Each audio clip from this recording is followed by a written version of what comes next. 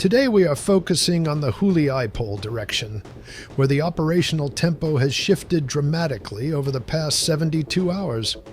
Russian forward elements that had been attempting to consolidate their positions northeast of the town are now facing sustained Ukrainian pressure.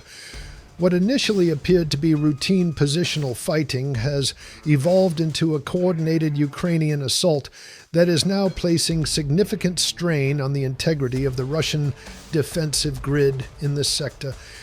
The question is no longer whether localized positions are under threat. It is whether the defensive structure itself can absorb continued pressure without fragmentation.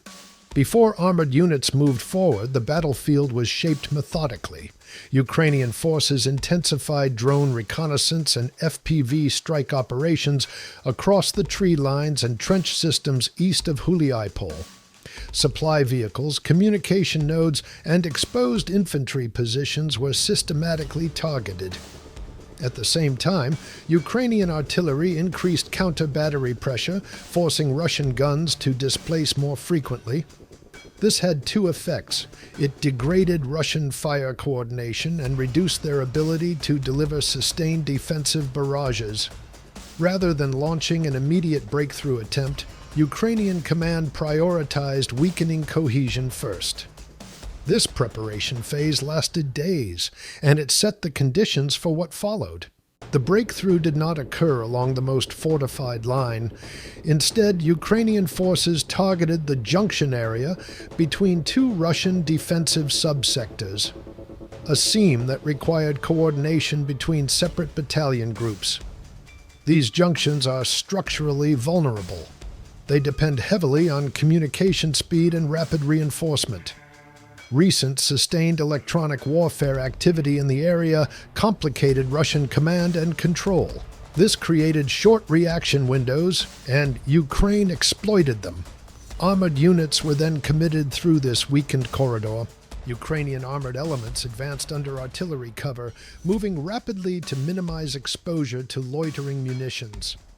Russian defensive belts in this sector consist of layered trench systems, anti-vehicle ditches, concrete obstacles, and dispersed minefields. However, due to prior drone suppression and counter-battery pressure, Russian overwatch positions were not fully synchronized.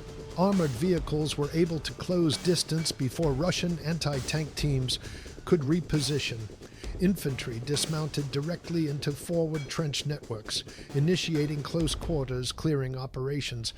Momentum was critical. The goal was not incremental gain, it was penetration depth. Once contact was established, Ukrainian assault groups focused on speed and isolation. Rather than engaging every position simultaneously, they fragmented the trench network into segments. FPV drones were used to neutralize dugouts and fortified firing points before infantry entry. Russian units in several sectors were forced into reactive defense, often cut off from adjacent positions. The result was localized collapse, not from overwhelming force, but from disruption of defensive continuity. This is a key distinction. When a trench system loses lateral support, it stops functioning as a network and becomes a series of isolated pockets.